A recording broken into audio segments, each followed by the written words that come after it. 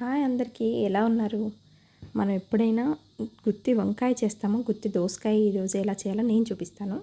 దీనికి చిన్న చిన్న దోసకాయలు కావాలి మనకి. ఈ వంట చేసేటప్పుడు తొక్క తీయం, మనం అలాగే వేస్తాం కాబట్టి నీట్గా శుభ్రంగా కడుక్కోండి. వంకాయను ఎలా అయితే స్ప్లిట్ చేస్తామో 4 సైడ్లు, అలాగే దోసకాయ కూడా చేసి గింజలు పక్కకు పెట్టుకోండి. ఒకవేళ గింజలు టేస్ట్ చేసి తీయగా ఉంటే సైడ్కి పెట్టుకోండి, పడేయద్దు. గింజలు ఎందుకు పడేయద్దు అంటున్నానంటే, ఆ గింజలే ఈ వంటలో మెయిన్ ఇంగ్రీడియంట్. ఇంకా చాలా పచ్చళ్ళలో మనం ఈ దోసకాయ గింజలు యూజ్ చేయొచ్చు. మీకు నెక్స్ట్ వీడియోలో ఎలా యూజ్ చేయాలో నేను చెప్తాను. ఈ కట్ చేసి గింజలు తీసిన వాటిని సైడ్కి ఒక చిన్న ముక్క తీసి టేస్ట్ చేదుగా ఉందా తీయగా ఉందా చూసి పక్కన పెట్టుకోండి. ఈ దోస గింజల్ని మంచి కడిగి ఎండబెట్టి నేను ఒక సీసాలో స్టోర్ చేసి పెట్టుకున్నా. ఇవే ఈ వంటలో మెయిన్ ఇంగ్రీడియంట్. ఒక 2 స్పూన్స్ డ్రై ఫ్రై చేసి పెట్టుకోవాలి. అవే పొడి కొట్టి దీంట్లో వాడతామన్నమాట. మనము ఒక 2 స్పూన్స్ వేసుకోండి, బాగా వేయించుకోండి చిటపట అనేంత వరకు. ఇవి కూడా సేమ్ నువ్వుల్లాగానే చిటపట అంటాయి అన్నమాట. అప్పటి వరకు ఫ్రై చేసుకోండి.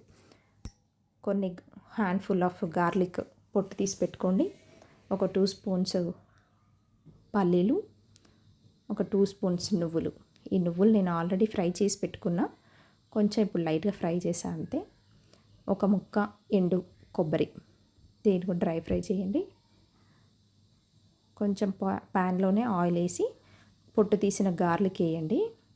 అది చిటపిట అంటున్నాయి, అందుకని నేను వెంటనే మూత పెట్టాను. దీంట్లోనే సాల్ట్ వేసుకోండి మీ టేస్ట్కి తగ్గట్టు. పసుపు చిన్న స్పూన్తో 1.5 స్పూన్ వేసాను నేను, సరిపోతుంది. మళ్ళీ పోపులో వేయాల్సిన అవసరం లేదు. ఆ నూనెలలో పచ్చిమిర్చి వేసి చక్కగా మగ్గించండి. ఇందులోనే జీలకర్ర వేయండి. ఇది మంచిగా మగ్గిన తర్వాత స్టవ్ కట్టేయండి. చల్లారిన తర్వాత మిక్సీలో వేసి మిక్సీ పట్టుకుందాం. ఇందాక డ్రై ఫ్రై చేసిన దోస గింజలు కూడా ఇందులోనే వేసుకోండి. ఇవి చల్లారిపోయినాయి. ఇప్పుడు ఇవన్నీ కలిపి మనం మిక్సీ పట్టేసుకుందాం. ఇవి బరకగా మిక్సీ పట్టొద్దు, చాలా స్మూత్ పేస్ట్ పట్టుకోవాలి. ఒకవేళ మీరు బరకగా పేస్ట్ పట్టేటట్టయితే దోస గింజలు సపరేట్గా మిక్సీ చేసి జల్లించి దాంట్లో వచ్చే పొడి మాత్రమే యూజ్ చేసుకోండి. అలా అయితేనే తినడానికి బాగుంటుంది, లేకపోతే ఆ పొట్టంతా పళ్ళకు తగిలి అసలు తినాలనిపించదు. అందుకని నేను ఈ మిక్సీని చాలా మెత్తగా మిక్సీ పట్టాను అనమాట. ఈ కూరని కుక్కర్లోనే చేయాలి, ఎందుకంటే ఆ దోసకాయలు పొట్టుతో ఉంటాయి కాబట్టి తొందరగా ఉడకవు, చాలా టైం పట్టుతుంది. అందుకని నేను కుక్కర్లో చేశాను. నూనె వేసి పోపు గింజలు అంతా అవసరం లేదండి, జస్ట్ ఎక్కువ కరివేపాకు వేసుకోండి. అది మంచిగా టాస్ అయిన తర్వాత మన మిక్సీ పట్టిన మిక్చర్ వేసి ఒక్క 2 మినిట్స్ ఆయిల్ పైకి వచ్చేంతవరకు మగ్గించి దోసకాయలు వేసి కలపండి, మూత పెట్టేయండి.